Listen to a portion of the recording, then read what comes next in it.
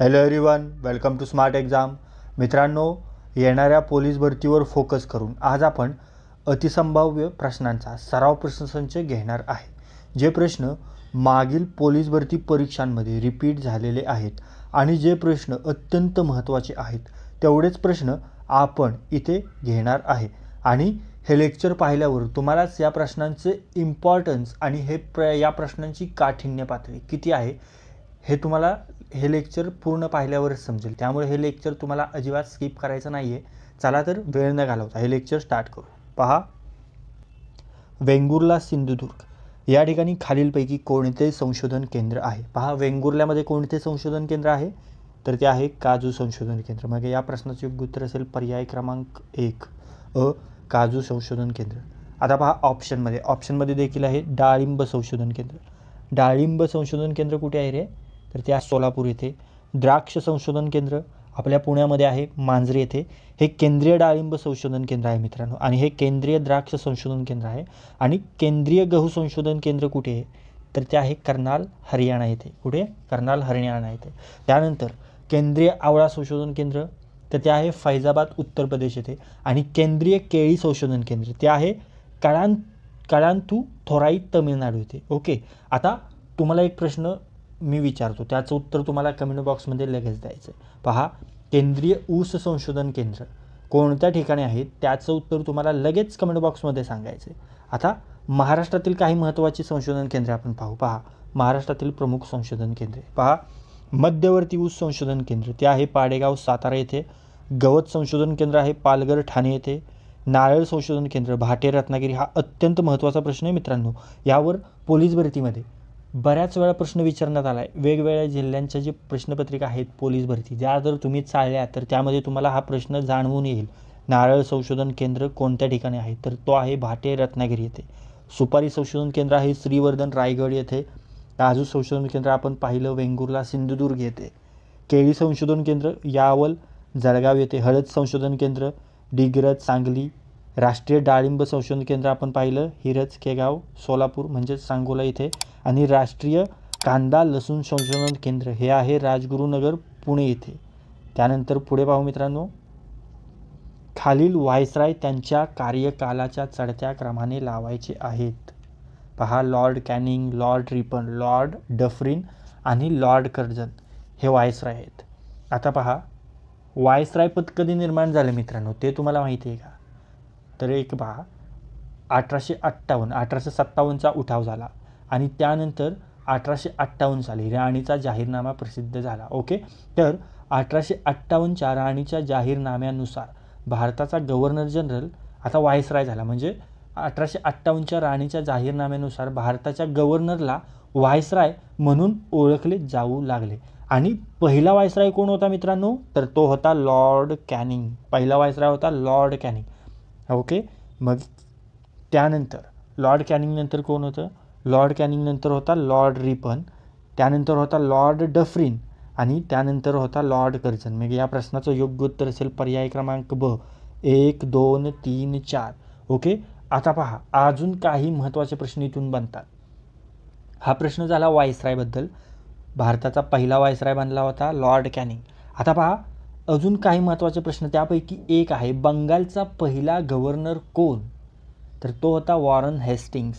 त्यानंतर भारताचा पहिला गव्हर्नर जनरल म्हटलं तर कोण असेल? तो असेल विल्यम बेंटिक.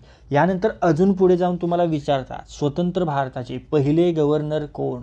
तर ते कोण होते? Lord Mountbatten. स्वतंत्र भारताचे पहिले गव्हर्नर 1947 ते 1948 दरम्यान. त्यानंतरही पुढे जाऊन असा प्रश्न तुम्हाला विचारला जाऊ शकतो की स्वतंत्र भारताचे पहिले भारतीय गव्हर्नर कोण? पहा, भारतीय गव्हर्नर म्हटलं तर ते असतील सी राजगोपालाचारी. 5 मार्च 1948ला यांची नेमणूक झाली होती. ओके, पहा, स्वतंत्र भारताचे पहिले गव्हर्नर म्हटलं तर ते असतील लॉर्ड माउंटबॅटन आणि पहिले भारतीय गव्हर्नर म्हटले तर ते असतील सी राजगोपालाचारी. आणि इथून अजून पुढे जाऊन तुम्हाला हाही प्रश्न विचारतील, लॉर्ड कर्झनवरचा हा प्रश्न आहे की बंगालची फाळणी कोणत्या गव्हर्नर जनरलने केली किंवा बंगालची फाळणी झाली तेव्हा गव्हर्नर जनरल कोण होता? तर तो होता लॉर्ड कर्झन. आणि बंगालची फाळणी कधी झाली मित्रांनो? साल तुम्हाला माहीतच पाहिजे. आणि मित्रांनो, काही मित्रांना माहीत देखील असेल, तर बंगालची फाळणी कोणत्या वर्षी झाली ते तुम्ही कमेंट बॉक्समध्ये लिहून आम्हाला कळवा. ओके, लगेच कमेंट बॉक्समध्ये टाईप करा की ते साल काय होतं बंगालच्या फाळणीचं आणि कमेंट बॉक्समध्ये लिहून कळवा. मित्रांनो, लेक्चर युजफुल वाटत असेल, हा कॉन्टेंट तुम्हाला युजफुल वाटत असेल, लेक्चरला लाईक करा. आणि हे लेक्चर तुम्ही पहिल्यांदाच आपल्या स्मार्ट एक्झाम चॅनलवर पाहत असाल तर आपल्या स्मार्ट एक्झाम चॅनलला सबस्क्राईब करा. आणि मित्रांनो, या लेक्चरचा फायदा फक्त तुम्हाला पोलीस भरतीसाठीच नव्हे, तर जे मित्र आपले तलाठी, लिपिक, ग्रामसेवक, आरोग्यसेवक, कृषीसेवक यासारख्या परीक्षांची तयारी करत आहेत त्यांच्यासाठी देखील हा तेवढाच महत्त्वाचा व्हिडिओ आहे. त्यामुळे व्हिडिओ शेवटपर्यंत नक्की पहा. सापेक्षता सिद्धांत कोणत्या संशोधकाशी संबंधित आहे? सापेक्षता सिद्धांत तो आहे अल्बर्ट आइन्स्टाईनशी संबंधित. अल्बर्ट आइन्स्टाईन या संशोधकाशी संबंधित आहे सापेक्षता सिद्धांत. त्यानंतर ऑप्शनमध्ये देखील आपण पाहूया, आयझॅक न्यूटन याने काय केलं होतं रे? गुरुत्वाकर्षणाचा शोध.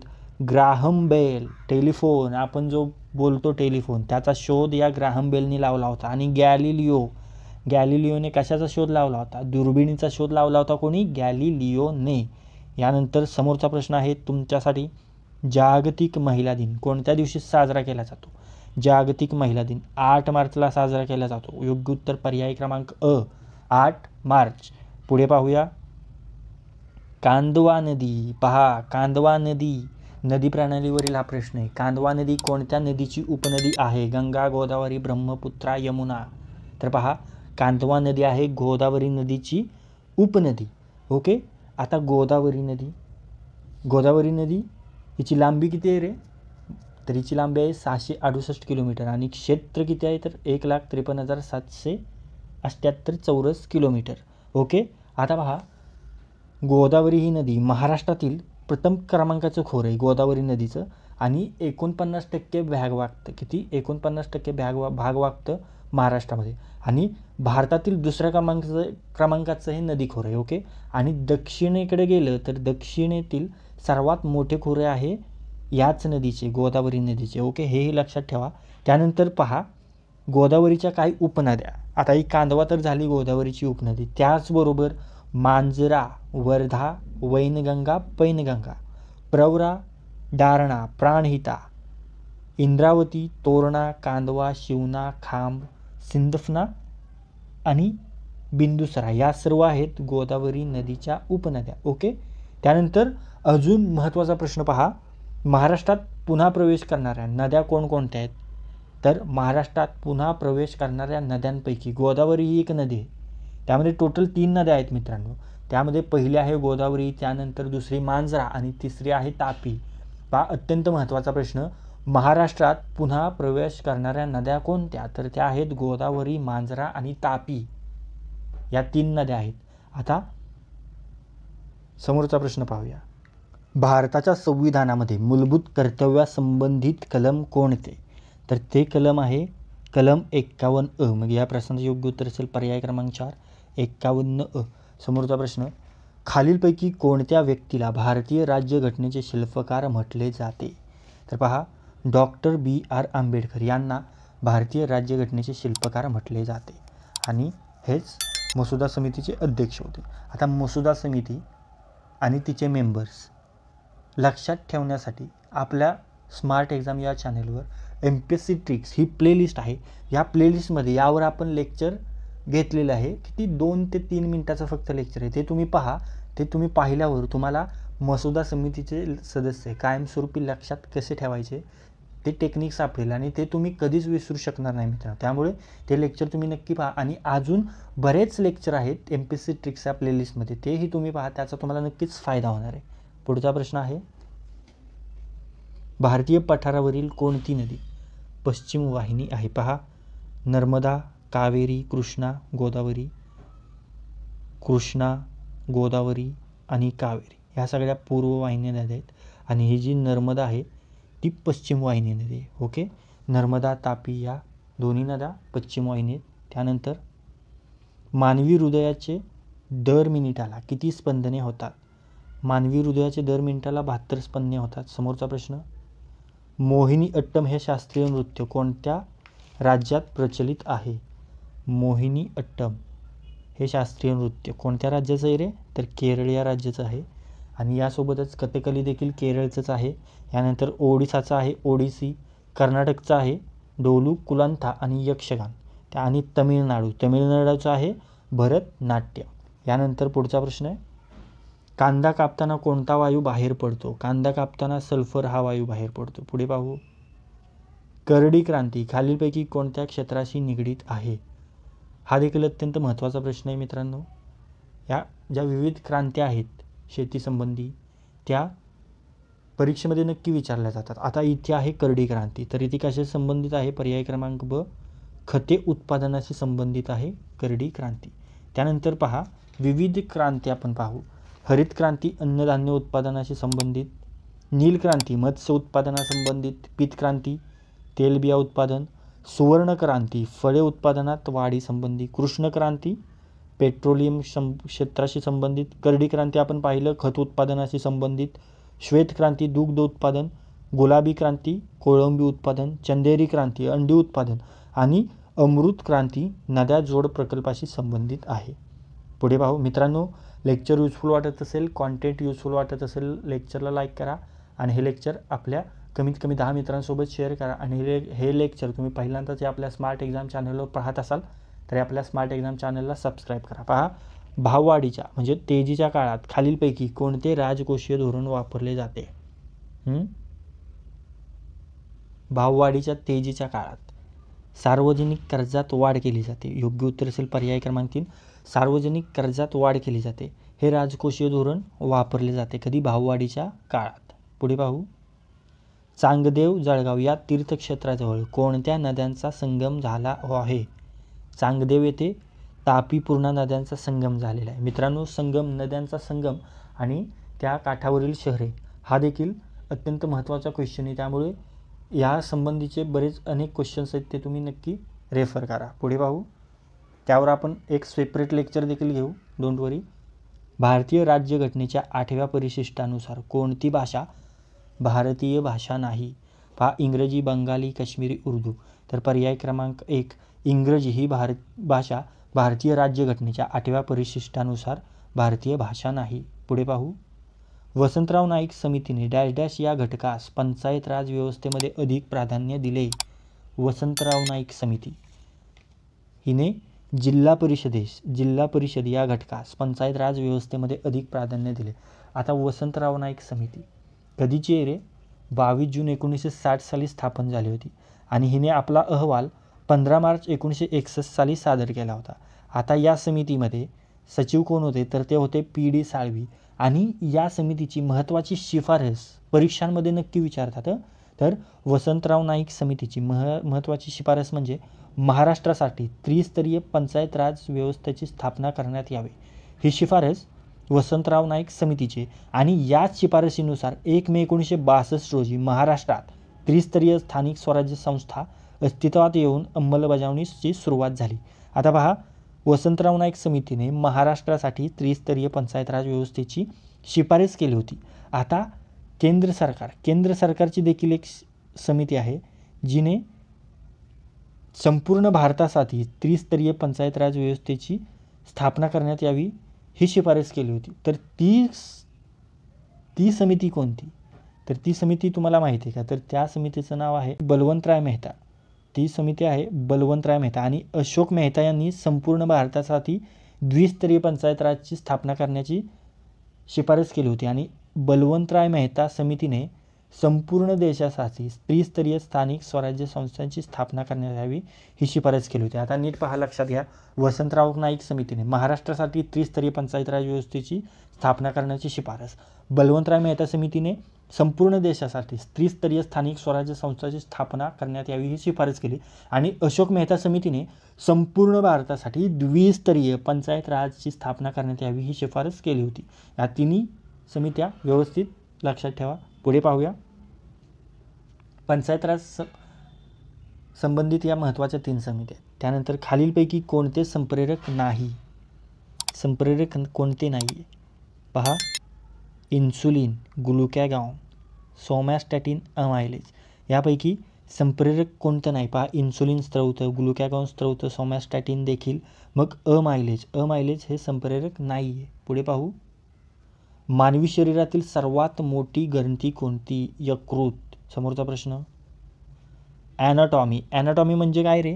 तर सजीवांच्या आंतररचनेचा अभ्यास म्हणजे पर्याय क्रमांक 2 बरोबर. सजीवांच्या आंतररचनेचा अभ्यास म्हणजे ॲनाटॉमी.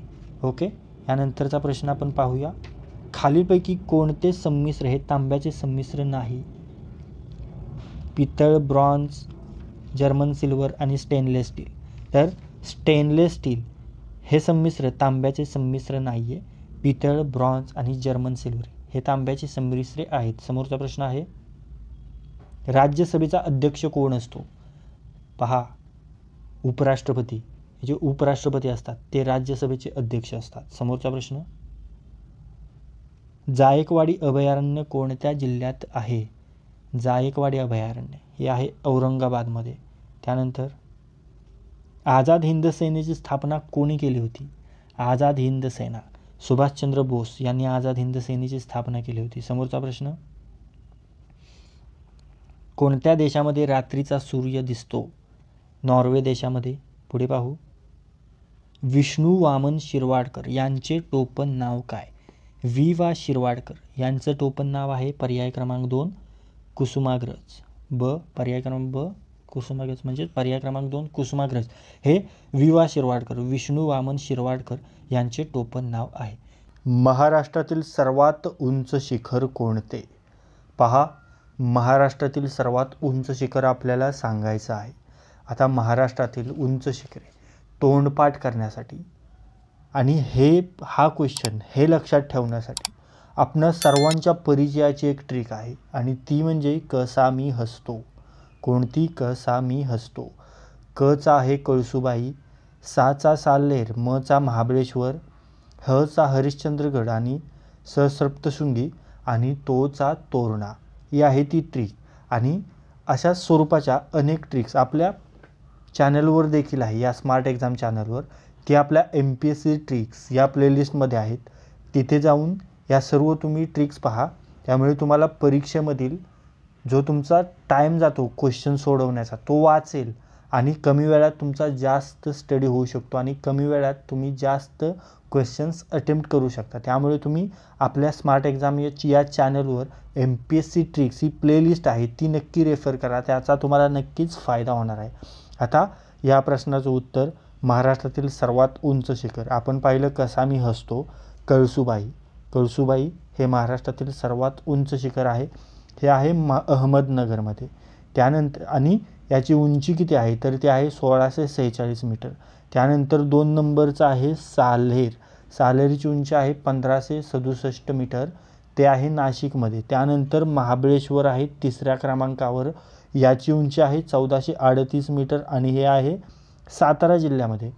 त्यानंतर 4थ्या क्रमांकावर आहे हरिश्चंद्रगड, 1424 मीटर उंची आहे, हे देखील आहे अहमदनगरमध्ये. आणि 5व्या क्रमांकावर आहे सप्तशृंगी, याची उंची आहे 1416 मीटर आणि हे आहे नाशिकमध्ये. आणि 6वं आहे तोरणा, 1404 मीटर उंची आहे आणि हे आहे पुण्यामध्ये. त्यानंतर पहा, हे तर झालं महाराष्ट्रासंदर्भात. आता आपण भारताचा जर विचार केला तर भारतातील सर्वात उंच शिखर कोणतं आहे? ते आहे K2 गॉडविन ऑस्टिन. K2 याची उंची आहे 8611 मीटर, हे आहे जम्मू काश्मीरमध्ये. ओके.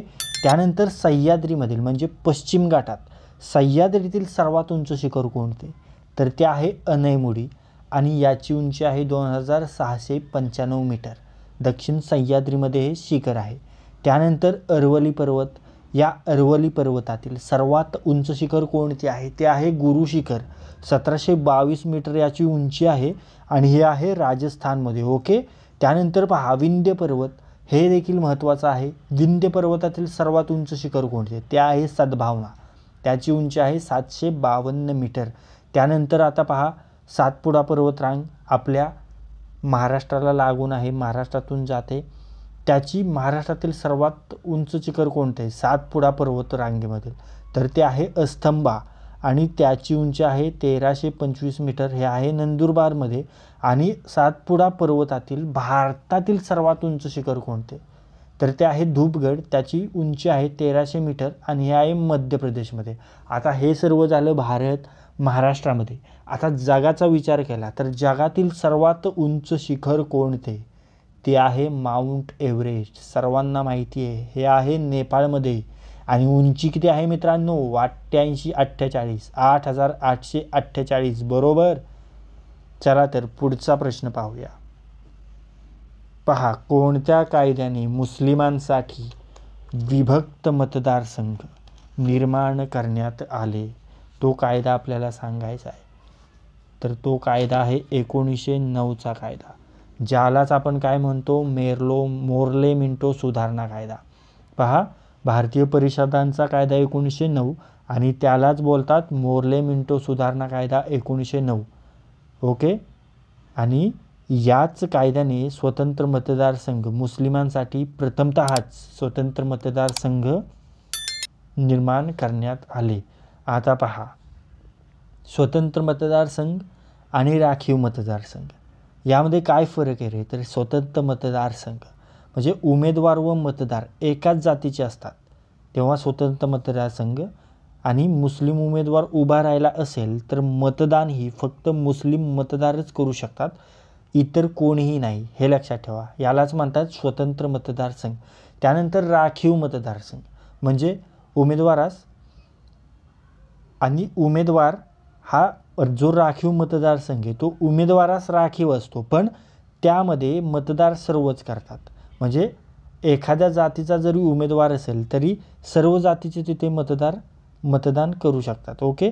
आणि पहा, म्हणजे उदाहरण द्यायचं झालं तर उमेदवार मुस्लिमच, पण मतदार सर्वच जाती धर्माचे पात्र मतदान करू शकतात.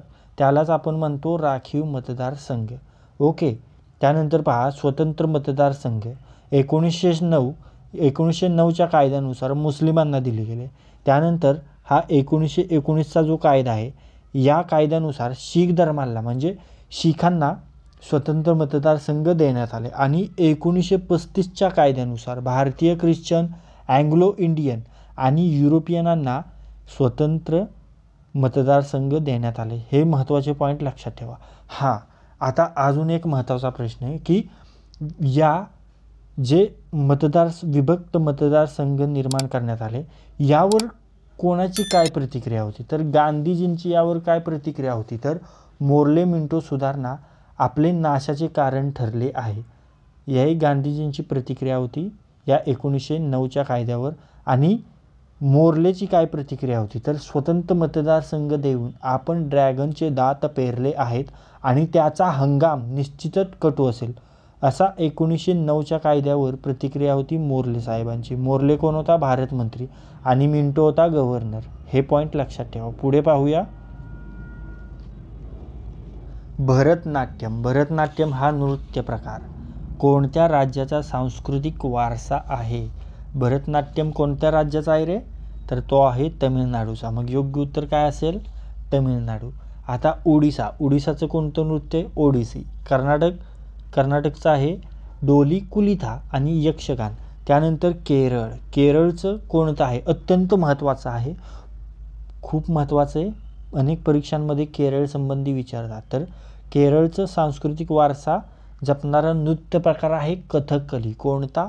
कथकली. त्यानंतर पाहूया. पहा, जिल्हा नियोजन व विकास मंडळाचे अध्यक्ष कोण असतात? तर ते असतात पालकमंत्री. पुढे पाहूया. हा अत्यंत महत्त्वाचा प्रश्न आहे. केंद्र शासनास सर्वप्रथम त्रिस्तरीय पंचायत राज व्यवस्थेची शिफारस खालीलपैकी कोणत्या समितीने केली होती? पहा, क्वेश्चन काय आहे मित्रांनो? केंद्र शासनास म्हटलंय, महाराष्ट्र शासनास म्हटलंय का? मग आपण डायरेक्ट इथे बोलून जाऊ शकतो, डायरेक्ट आन्सर देऊ शकतो वसंतराव नाईक समिती, पण ते सरळ चूक आहे मित्रांनो. इथे प्रश्न काय विचारलाय पहा, महाराष्ट्र शासनास नाही तर केंद्र शासनास सर्वप्रथम त्रिस्तरीय पंचायत राज व्यवस्थेची शिफारस खालीलपैकी कोणत्या समितीने केली? तर त्याचं उत्तर असेल बलवंतराय मेहता समिती. हां, हे झालं बलवंतराय मेहता समिती. आणि जर तुम्हाला म्हटलं फक्त महाराष्ट्रासाठी त्रिस्तरीय पंचायत राजची स्थापना करण्यात यावी, ही शिफारस कोणत्या समितीची आहे, तर 100% उत्तर येईल वसंतराव नाईक समिती.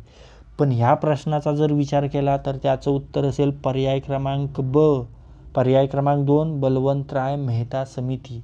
ओके. आता बलवंतराय मेहता समिती हिची स्थापना कधी झालेली होती, 16 जानेवारी 1957 आणि हिने आपला अहवाल 24 नोव्हेंबर 1957 साली सादर केला होता. ओके. आणि याची शिफारस काय, तर संपूर्ण देशासाठी त्रिस्तरीय स्थानिक स्वराज्य संस्थेची स्थापना करण्यात यावी. आणि यामध्ये किती सदस्य होते, 3 सदस्य होते, बी.जी. राव, डी.पी. सिंग आणि ठाकूर फूल सिंग. हे बलवंतराय मेहता समितीचे 3 सदस्य आहेत. ओके.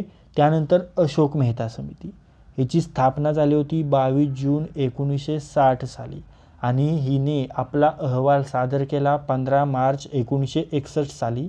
आणि वसंतराव नाईक समितीचे सचिव होते पी.डी. साळवी. कोण, पी.डी. साळवी. तसेच महत्त्वाची शिफारस काय, आत्ता मी तुम्हाला सांगितलं, महाराष्ट्रासाठी त्रिस्तरीय पंचायत राजची स्थापना करण्यात यावी, ही महत्त्वाची शिफारस. आणि याच शिफारसीनुसार 1 मे 1962 रोजी महाराष्ट्रात त्रिस्तरीय स्थानिक स्वराज्य संस्था अस्तित्वात येऊन तिची अंमलबजावणी सुरुवात झाली. ओके. यानंतर आहे अशोक मेहता समिती. अशोक मेहता समितीची स्थापना झाली होती 12 डिसेंबर 1977 मध्ये. ओके.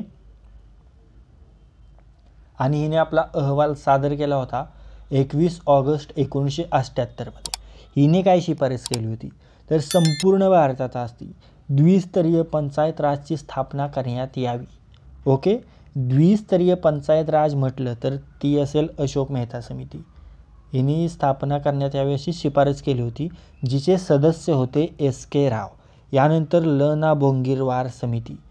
या समितीची घोषणा झाली होती 26 फेब्रुवारी 1970 मध्ये मित्रांनो, पण ॲक्च्युअलमध्ये स्थापना झाली 2 एप्रिल 1970 मध्ये. आणि या समितीने आपला अहवाल सादर केला 15 सप्टेंबर 1971 मध्ये. आणि ल.ना. बोंगीरवार समितीची शिफारस काय होती महत्त्वाची, तर ग्रामपंचायतीचा कार्यकाळ 5 वर्षांचा करण्यात यावा, ही या समितीची महत्त्वाची शिफारस होती. ओके मित्रांनो, चला पुढे पाहूया. खालीलपैकी कोणता दिवस पंचायत राज दिन म्हणून साजरा केला जातो, तो दिवस आहे 24 एप्रिल. 24 एप्रिल या दिवशी पंचायत राज दिन म्हणून साजरा केला जातो. 26 जानेवारी प्रजासत्ताक दिन, 2 ऑक्टोबर गांधी जयंती आणि 15 ऑगस्ट भारताचा स्वतंत्रता दिवस. त्यानंतरचा प्रश्न आहे मित्रांनो, लेक्चर युजफुल वाटत असेल, हा कॉन्टेंट युजफुल वाटत असेल, लेक्चरला लाईक करा. आणि हे लेक्चर तुम्ही पहिल्यांदाच आपल्या स्मार्ट एक्झाम चॅनलवर पाहत असाल तर आपल्या स्मार्ट एक्झाम चॅनलला सबस्क्राईब करून घ्या, कारण असेच युजफुल व्हिडिओज आपण नेहमी तुमच्यापर्यंत आणत असतो. आता पहा, 1848 साली पुण्यात मुलींची पहिली शाळा कोणी सुरू केली, तर ती केली महात्मा फुले यांनी. समोरचा प्रश्न, गावाचा विकास कसा साधावा हे लोकांना समजावून देण्यासाठी ग्रामगीता हा ग्रंथ कोणी लिहिला, ग्रामगीता हा ग्रंथ लिहिला आहे राष्ट्रसंत तुकडोजी महाराज यांनी. समोरचा प्रश्न, वास्को द गामाचे भारतात सर्वप्रथम इसवी सन 1498 मध्ये कोठे आगमन झाले रे, सर्वांनाच माहिती आहे कालिकत बंदरात त्याचे आगमन झाले. त्यानंतर पहा, भारतातील पहिली रेल्वे 1853 साली कोणत्या मार्गाने धावली, तर ती धावली मुंबई ठाणे दरम्यान. समोरचा प्रश्न, डॅश डॅश यांच्या प्रयत्नांमुळे 1 जानेवारी 1882 पासून गिरणी कामगारांना आठवड्यातून 1 दिवस रविवारी सुट्टी देण्यात यावी असा निर्णय झाला, तर ते कोण होते, ते होते नारायण मेघाजी लोखंडे. अत्यंत महत्त्वाचा प्रश्न, ग्रुप सीच्या परीक्षेला ग्रामसेवक पोलीस भरती 100% हा प्रश्न येतोच, त्यामुळे एकदम केअरफुली या प्रश्नावर लक्ष घ्या. समोरचा प्रश्न, मूळ रेखावृत्त कोणत्या देशातून जाते, मूळ रेखावृत्त कोणत्या देशातून जाते रे, तर ते जाते इंग्लंड या देशातून. समोरचा प्रश्न, महाराष्ट्रातील कोणत्या शहराजवळ माथेरान प्रसिद्ध घाटमाता आहे? माथेरान हा प्रसिद्ध घाटमाता, तो आहे नेरळ या शहराजवळ. ओके. समोरचा प्रश्न आहे, डॅश डॅश या खनिजापासून मुख्यतः ॲल्युमिनियम हा धातू तयार केला जातो. ॲल्युमिनियम हा धातू कोणत्या खनिजापासून तयार केला जातो? तर ते खनिज आहे बॉक्साईड. अत्यंत महत्त्वाचा प्रश्न हा देखील, बॉक्साईड. समोरचा प्रश्न, खालीलपैकी कोणत्या ठेवींवर बँक व्याज देत नाही? मुदती, आवर्ती बचत. पहा, बँक चालू ठेवींवर व्याज देत नाही. समोरचा प्रश्न, कोणतेही अर्थविधेयक डॅश डॅश यांच्या सहीशिवाय संसदेत प्रस्तुत करता येत नाही? तर अर्थविधेयक राष्ट्रपतींच्या सहीशिवाय संसदेत प्रस्तुत करता येत नाही. समजलं? अर्थविधेयक राष्ट्रपतींच्या सहीशिवाय संसदेत प्रस्तुत करता येत नाही मित्रांनो. पुढे पाहू, ग्राहक संरक्षण कायदा डॅश डॅश मध्ये पास करण्यात आला. हा कायदा 1986 मध्ये पास करण्यात आला. पुढचा प्रश्न आहे, खालीलपैकी कोणत्या धातूपासून बनविलेल्या वस्तू चुंबकाकडे आकर्षिल्या जातात? कोणत्या धातूपासून बनविलेल्या वस्तू चुंबकाकडे आकर्षिल्या जातात? यामध्ये लोखंड आहे, निकेल आहे आणि कोबाल्ट आहे. पहा, या तिन्ही धातूंपासून बनविलेल्या वस्तू चुंबकाकडे आकर्षिल्या जातात का? तर हो, आकर्षिल्या जातात. मग योग्य उत्तर असेल पर्याय क्रमांक 4, यापैकी सर्व. मित्रांनो, लेक्चर युजफुल वाटत असेल, कॉन्टेंट युजफुल वाटत असेल तर लेक्चरला लाईक करा. हे लेक्चर तुम्ही पहिल्यांदाच आपल्या स्मार्ट एक्झाम चॅनलवर पाहत असाल तर आपल्या स्मार्ट एक्झाम चॅनलला सबस्क्राईब करा, कारण असेच युजफुल व्हिडिओज आपण नेहमी तुमच्यासमोर आणत असतो. त्यानंतरचा प्रश्न आहे, डॅश डॅश यापैकी कशातून मिथेन वायूचे उत्पादन होते? कशाच्या शेतीमधून मिथेन वायूचे उत्पादन होते? पहा, आपण मागच्या लेक्चर्समध्ये पाहिलेले आहे, जे पोलीस भरतीचे आपण लेक्चर्स घेतलेले आहेत त्यामध्ये हा क्वेश्चन आपण पाहिलेला होता. तर त्याचं उत्तर आहे भात शेती. भात शेतीमधून मिथेन वायूचे उत्पादन होते. समोरचा प्रश्न आहे तुमच्यासाठी, मुर्रा ही खालीलपैकी कोणत्या जनावराची जात आहे? मुर्रा ही म्हैशीची जात आहे. योग्य उत्तर असेल पर्याय क्रमांक 4, म्हैस. यानंतर पहा, पेनिसिलिन या प्रतिजैवकाचा शोध कोणी लावला? पेनिसिलिनचा शोध लावला आहे अलेक्झांडर फ्लेमिंग यांनी. अलेक्झांडर फ्लेमिंग यांनी पेनिसिलिनचा शोध लावला. समोरचा प्रश्न, संतोष करंडक ही स्पर्धा कोणत्या खेळाशी संबंधित आहे? संतोष करंडक ही स्पर्धा आहे फुटबॉलशी संबंधित. यानंतरचा प्रश्न आहे, चौसा ही जात खालीलपैकी कोणत्या पिकाशी संबंधित आहे? चौसा ही जात आहे आंबा या पिकाशी. समोरचा प्रश्न, खालीलपैकी कोणता प्राणी सस्तन वर्गात मोडत नाही?